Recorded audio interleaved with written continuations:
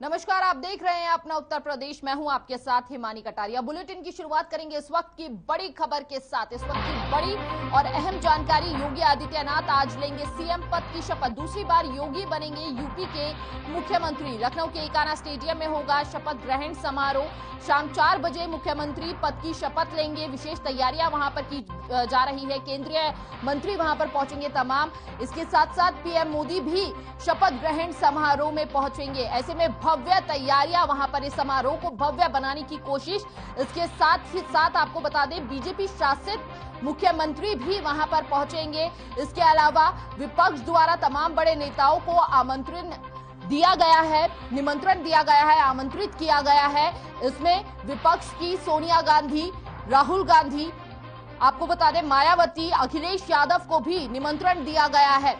तो ऐसे में बेहद भव्य और ऐतिहासिक समारोह बनाने की कोशिश की जा रही है। इससे पहले आपको बता दें कि उत्तराखंड में ऐसा ही भव्य समारोह पुष्कर सिंह धामी के लिए आयोजित किया गया था और अब उत्तर प्रदेश में तमाम बड़े दिग्गज नेता वहां पर पहुंचेंगे। पीएम मोदी, गृह मंत्री अमित शाह खुद वहां पर पहुंचेंगे और साथ साथ बीजेपी शासित राज्यों के जो मुख्यमंत्री हैं वह सभी वहां पर पहुंचेंगे। तो इस वक्त की अब बड़ी खबर और अहम जानकारी हम आपको बता रहे हैं। आपको बता दें, शाम 4 बजे शपथ ग्रहण का कार्यक्रम शुरू होगा। योगी आदित्यनाथ आज दूसरी बार सीएम पद की शपथ ग्रहण करेंगे। तो शाम 4 बजे मुख्यमंत्री पद की शपथ लेंगे योगी आदित्यनाथ। पीएम मोदी, गृह मंत्री अमित शाह और इसके साथ साथ तमाम बड़े दिग्गज जो हैं इस कार्यक्रम में खुद पहुंचेंगे। जेपी नड्डा समेत 12 राज्यों के सीएम भी इस कार्यक्रम में पहुंचेंगे।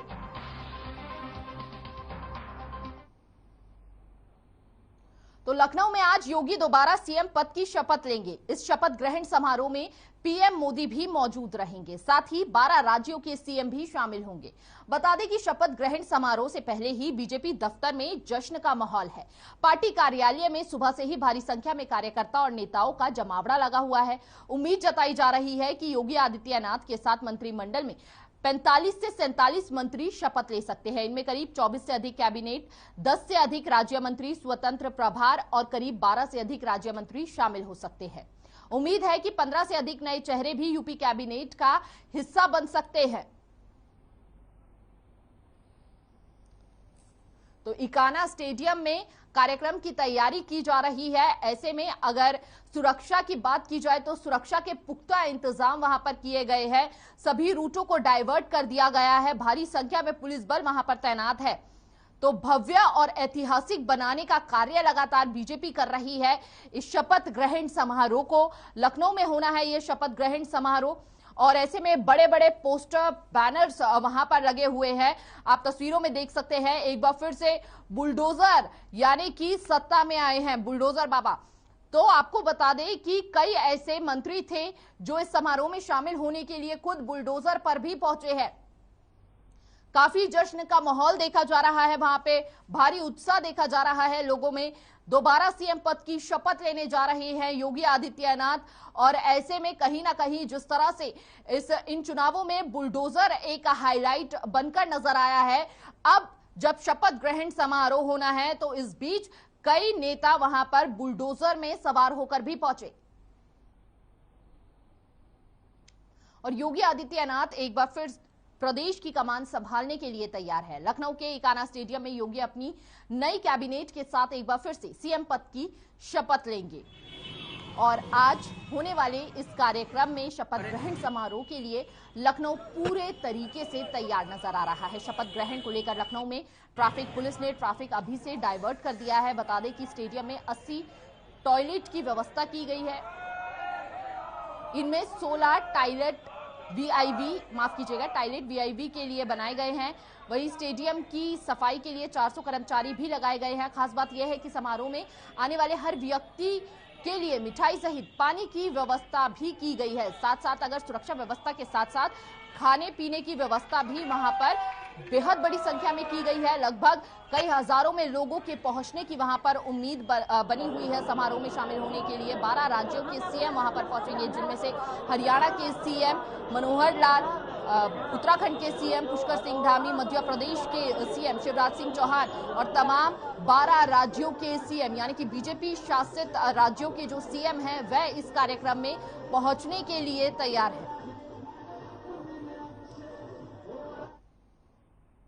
तो यूपी विधानसभा चुनाव 2022 में भारी जीत दर्ज करने के बाद योगी आदित्यनाथ प्रदेश के लगातार दूसरी बार मुख्यमंत्री बनने जा रहे हैं। आपको बता दें कि 37 साल के बाद प्रदेश में किसी एक दल की सरकार की लगातार दूसरी बार ताजपोशी होगी।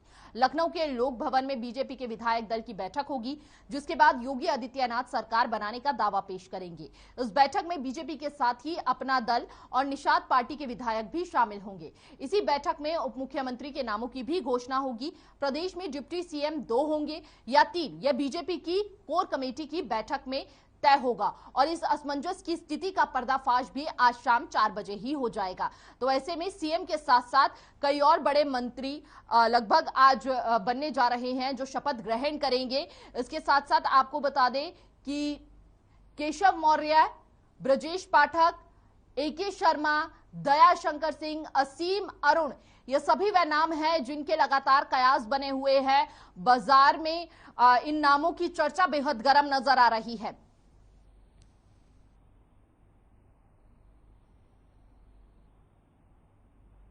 तो लखनऊ में नई सरकार के गठन की तैयारी कर ली गई है। पूर्व प्रधानमंत्री स्वर्गीय अटल बिहारी वाजपेयी क्रिकेट स्टेडियम में मंच तैयार कर लिया गया है। साथ ही मंच के आगे लिखा है नए भारत का नया उत्तर प्रदेश। वहीं प्रधानमंत्री नरेंद्र मोदी, केंद्रीय गृह मंत्री अमित शाह समेत कई राज्यों के मुख्यमंत्री के साथ बीजेपी के सीनियर नेता भी शपथ ग्रहण समारोह में शामिल होंगे। इसके अलावा कार्यक्रम के लिए 200 VVIP मेहमानों की सूची तैयार की गई है। और ऐसे में अगर स्टेज की बात की जाए तो स्टेज पर भी कुछ कुर्सियां लगाई गई है, उसके साथ ही अगले स्टेज पर कुछ बची हुई कुर्सियां लगाई गई है। तो उसके इस तरह की तैयारी को देखकर कई कयास लगाए जा रहे हैं कि आखिर मुख्यमंत्री के साथ कौन बैठेंगे, कौन वह मंत्री रहने वाले हैं।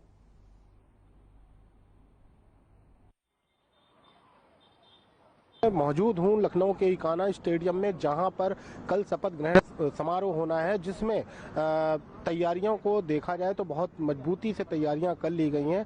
शासन प्रशासन काफी सख्त नजर आ रहा है कि किसी भी प्रकार की कहीं पर चूक नजर ना आए। साथ ही कल रात योगी आदित्यनाथ दिल्ली से लौटे हैं और कल लगभग 2.5 घंटे की मंत्रिमंडल की बैठक वहां पर हुई है। आज फिर से राजभवन पे बैठक होनी है, जो कि अमित शाह की मौजूदगी में होगी। सभी विधायकों को हिदायत दी गई है कि सब लोग वहां पर उपस्थित रहें। साथ में हम बात करें यहाँ की तैयारियों की, तो आप देख सकते हैं कि शासन प्रशासन ने अपनी तरफ से इतनी मजबूती कर रखी है कि कहीं से भी किसी प्रकार की कोई चूक सामने ना हो पाए। कल यहाँ पर देश के प्रधानमंत्री और प्रधानमंत्री के साथ साथ कई बड़े दिग्गज यहाँ पर मौजूद रहेंगे और उसको देखते हुए काफी अधिक संख्या में यहाँ पर और भी लोग पहुंचेंगे, जिसका पूरी तरह से तैयारियां शासन प्रशासन की तौर पे कर ली गई हैं। कैमरामैन साकेत के साथ आनंद सिंह, हर खबर। तो मंत्रिमंडल के शपथ ग्रहण की तैयारियां जोरों पर देखी जा रही है। तमाम बड़े मंत्री जो है वहां पर धीरे धीरे पहुंचने शुरू हो गए हैं। साथ ही साथ सीएम योगी आदित्यनाथ के समर्थक और बीजेपी कार्यकर्ताओं में भारी उत्साह और जश्न का माहौल वहां पर देखा जा रहा है। 45,000 लोग इस कार्यक्रम में शामिल होने की उम्मीद लगातार बनी हुई है। मंच को बेहद खूबसूरती के साथ सजाया गया है। सुरक्षा व्यवस्था की बात की जाए तो कई दूर तक सुरक्षा व्यवस्था जो है बेहद दुरुस्त बनी हुई है। 45,000 लोग जो है इस कार्यक्रम में शामिल हो सकते हैं। बेहद ऐतिहासिक और इसको भव्य बनाने की कोशिश जो है कहीं ना कहीं की जा रही है, जिसका सीधा असर लोकसभा चुनाव 2024 पर पड़ सकता है। तो इसे ही देखते हुए ये विशेष तैयारियां और विशेष कार्यक्रम आयोजित किया जा रहा है। और कहीं ना कहीं अगर बात की जाए उत्तराखंड में जब इस तरह का कार्यक्रम आयोजित हुआ था, शपथ ग्रहण समारोह था, तो उस बीच साधु संतों को एक बड़ी अहमियत दी गई थी। तो इसे ही देखते हुए यह भी कयास लगाए जा रहे हैं कि उत्तर प्रदेश में भी कुछ इसी तरह का एक अलग से मंच तैयार किया जा रहा है।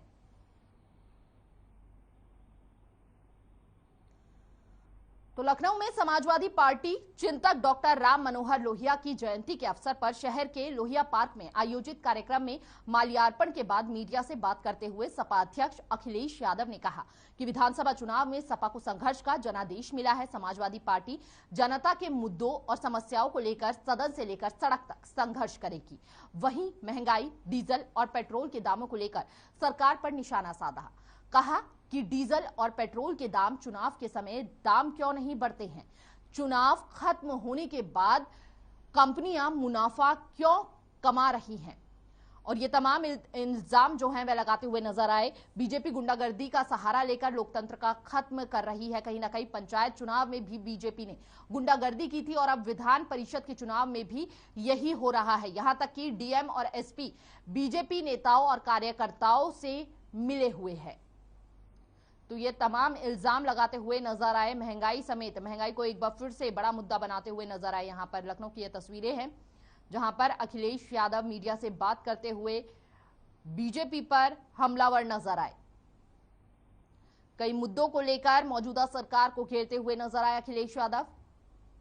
केंद्र सरकार पर इस बीच उन्होंने जमकर निशाना साधा। महंगाई तो अहम मुद्दा है ही, साथ ही साथ कई और मुद्दों को लेकर भी अखिलेश यादव बोले हैं।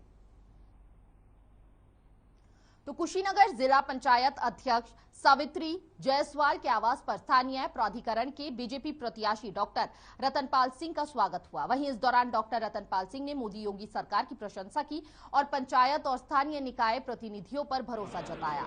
वहीं उन्होंने सपा प्रत्याशियों पर गंभीर आरोप लगाते हुए कहा कि समाजवादी पार्टी ने ऐसा प्रत्याशी मैदान में उतारा जिसका कोई चरित्र ही नहीं है। ऐसे लोगों को समाज में रहने का अधिकार भी नहीं होना चाहिए।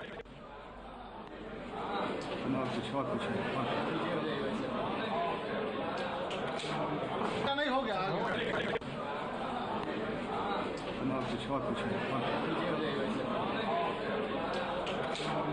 नहीं हो गया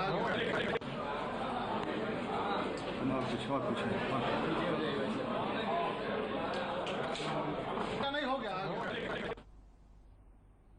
तो लखनऊ में भारतीय जनता पार्टी को लोकसभा चुनाव में रोकने के लिए काशीराम बहुजन मूल निवासी पार्टी की ओर से प्रेस वार्ता का आयोजन किया गया, जिसमें राष्ट्रीय अध्यक्ष सावित्री बाई फूले ने कहा कि हमारी पार्टी पिछले 2017 से भारतीय जनता पार्टी को सत्ता में आने से रोकने के लिए तमाम प्रयास कर रही है और उसके लिए आंदोलन चला रही है, जिसमें विधानसभा चुनाव में हमारा आंदोलन सफल भी रहा। पार्टी की राष्ट्रीय अध्यक्ष ने सम्मेलन की संबोधित करते हुए कहा कि सावित्री बाई फूले के नेतृत्व में आगामी 14 अप्रैल से बहुजन जागरण यात्रा का शुभारंभ करेगी। तो बीजेपी को रोकने के लिए यह आंदोलन चलाया जा रहा है, जहां पर यह प्रेस कॉन्फ्रेंस की गई और कहा कि लंबे समय से यह प्रयास किया जा रहा है कि बीजेपी को सत्ता में ना लाया जाए। ये कहीं न कहीं हमारे दलित नेताओं ने अपने पूरे उत्तर प्रदेश के बहुजन समाज के लोग आज चिंतित हैं, भयभीत है। तमाम सामाजिक संगठन और राजनीतिक संगठन के लोगों को एकजुट करके 2024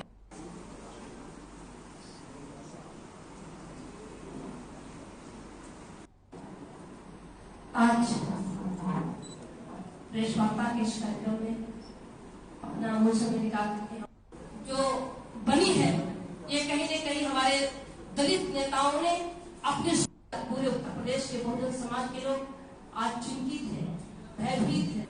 तमाम सामाजिक संगठन और राजनीतिक संगठन के लोगों को एकजुट करके 2024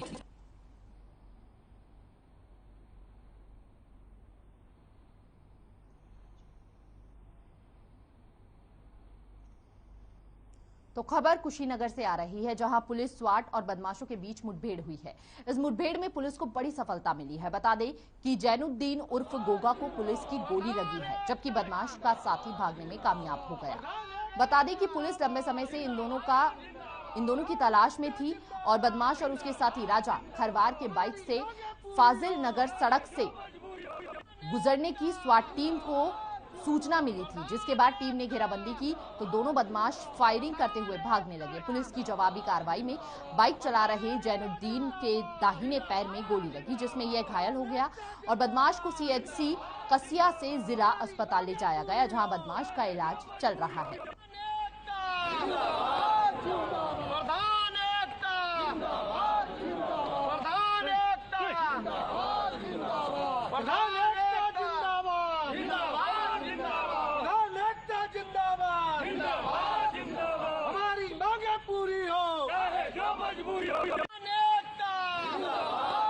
अपने सभी प्रधान साथी ब्लॉक प्रधान साथीगढ़ के साथ मैं एम साहब के पास, जिलाधिकारी महोदय के पास हम लोगों की कुछ मांगे थी, जो 13 सूत्री मांगे थी, उसको लेकर हम लोग आए।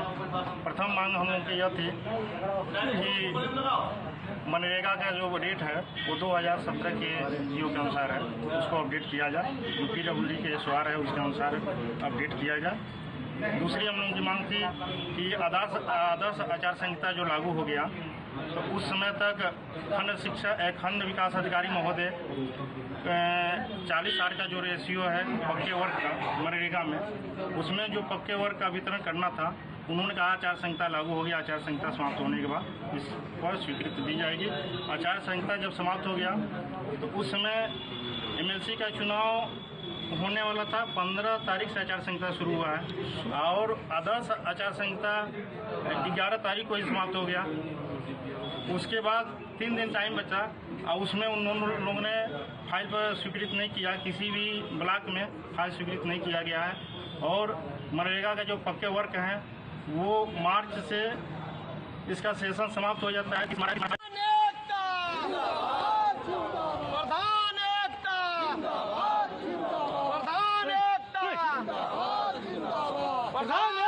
जिंदाबाद, प्रधान एकता जिंदाबाद, हमारी मांगे पूरी हो, प्रधान एकता,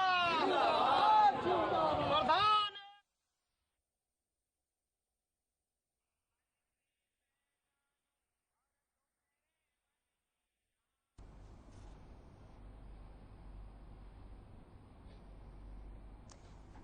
तो 25,000 का इनामी गैंगस्टर जैनुद्दीन गिरफ्तार किया गया है और ऐसे में पुलिस के हाथ यह बड़ी कामयाबी लगी है।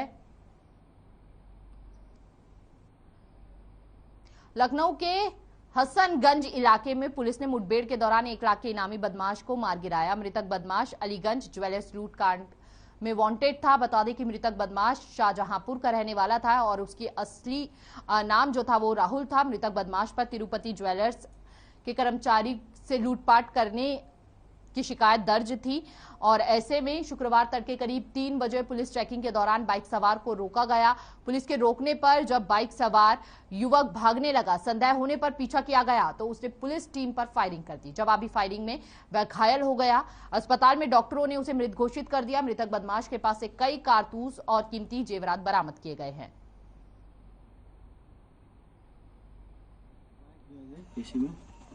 बाइक भी ले लेंगे।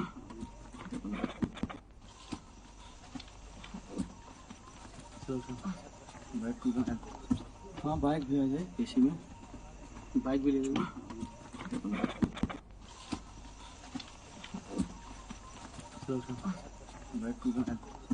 हाँ बाइक भी आ जाए एसी में।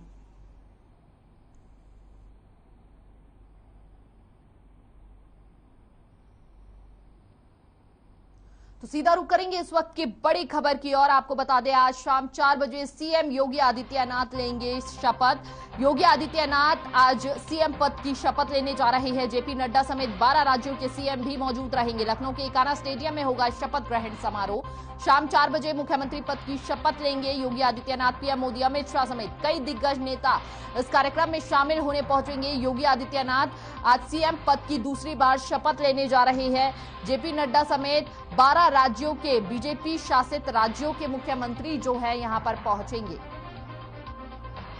इसके अलावा आपको बता दें लगातार विपक्ष को भी निमंत्रण दिया गया था और ऐसे में अखिलेश यादव, मायावती, कांग्रेस के तमाम नेताओं को इस कार्यक्रम में शामिल होने के लिए आमंत्रित किया गया था। तो अब देखने वाली बात यह रहेगी कि आखिर विपक्ष के कौन कौन से नेता इस कार्यक्रम में पहुंचेंगे। हालांकि जिस तरह से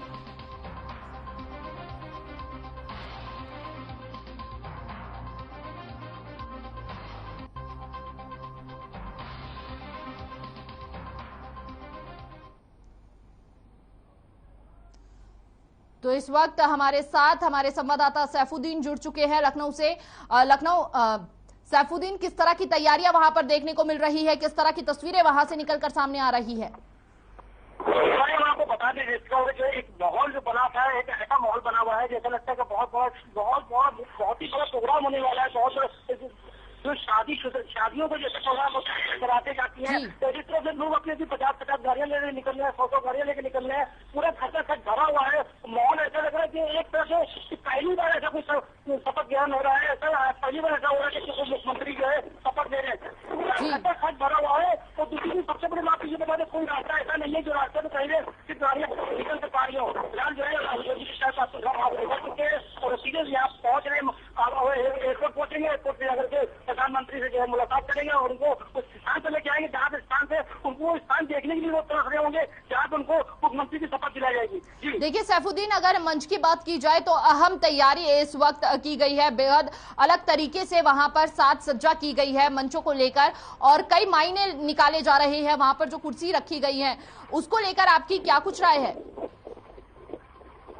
आपको बता दें जिस तरह कुर्सी रखी गई है, कुर्सी का बहुत अहम वहाँ पर रोल अदा हो रहा है। जहाँ पे कहा जा रहा है जिससे कौन बैठेगा। फिलहाल जो है जिसके सबके खिले हुए फूल की तरह खिले हुए हैं। आमतौर पर ये बहुत ऐसी छोटी छोटी चीजें बता रहे थे। कंटिन्यू आपको बात होती जा रही है, आपको सारे देखते चले जा रहे थे। फिलहाल हमने आपको ये बता दें कि अंदर हाल ये है कि जैसे लगता है कोई नई फिल्म आई है और फिल्म को देखने के लिए दुनिया के लोग इस तरह उमड़ पर आएंगे कि ये फिल्म किस तरह की होगी। फिलहाल अभी जिस तरह की फिल्म तैयार हुई है वो बहुत अहम भूमिका नजर आ रही है योगी आदित्यनाथ की। जी देखिए सैफुद्दीन, लगातार वहां पर आने जाने का सिलसिला जारी है। ऐसे में कौन कौन वीआईपी, कौन से विधायक वहां पर पहुंच चुके हैं? तमाम बड़े नेता, दिग्गज नेता, दिल्ली से केंद्रीय मंत्री वहां पर पहुंच रहे हैं। तो ऐसे में कौन कौन अब तक वहां पहुंच चुका है, क्या कुछ जानकारी आपके पास है?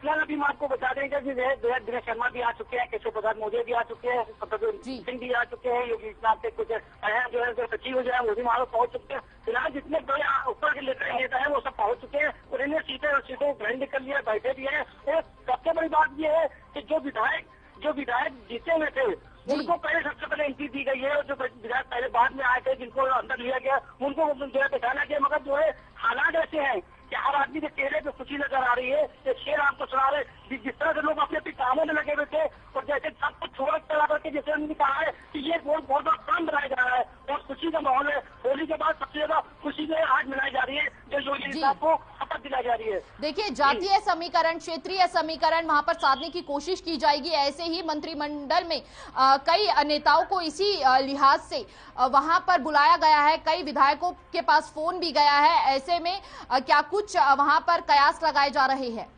कौन से वह मंत्री हो सकते हैं? फिलहाल अभी यहाँ पे केशव प्रसाद मौर्य है और हम आपको ये बता रहे ब्रजेश पाठक है। इस तरह की काफी जैसे दिनेश शर्मा भी है। सर ये अपने आप ये समझ रहे थे कि मुझको कोई बड़ा पद मिल पाएगा। मगर सबके दिनों उसको दर्शन ये हुई है कि जब तक ये शपथ हो नहीं जाएगी, जब तक इसको क्या मिलता है सबके दिलों को दर्शन में ये घुसे हुए है कि मैं क्या करूंगा, मुझे कौन सा पद मिलेगा। अभी तक कोई खुलासा नहीं हो पाया। ये बहुत बड़ी बात है कि इसमें चुनाव 15-16 दिन हो चुके हैं और किसी को भी तक ये नहीं पता है कि मैं किस पद पर बैठूंगा, कैबिनेट में आएंगे या राज्यसभा में नमाएंगे। किसी को तक के खिलाफ जानकारी नहीं मिल पाई। इसीलिए जो सुबह चाय का नाश्ते की बात कही गई थी, सारे विधायकों से मुलाकात हुई, सब उन्होंने रद्द कर दिया और इसको लेकर के कहीं न कहीं पिटारा बंद रखा हुआ है। अब ये पिटारा खुलता है किसके हाथ में जब कौन सी बात जाती है ये भी देखने की बात होगी। जी भव्य वहां पर तैयारी की जा रही है। ऐतिहासिक बनाने की कोशिश यहां पर बीजेपी लगातार कर रही है और कहीं ना कहीं हिंदुत्व कार्ड खेलती हुई भी नजर आने वाली है। जातीय क्षेत्रीय समीकरण को देखते हुए ही विशेष तैयारी की गई है। बहुत बहुत शुक्रिया सैफुद्दीन आपका तमाम जानकारी साझा करने के लिए। और फिलहाल अपना उत्तर प्रदेश में बस इतना ही। तमाम बड़ी खबरों के लिए बने रहिए हर खबर के साथ। नमस्कार।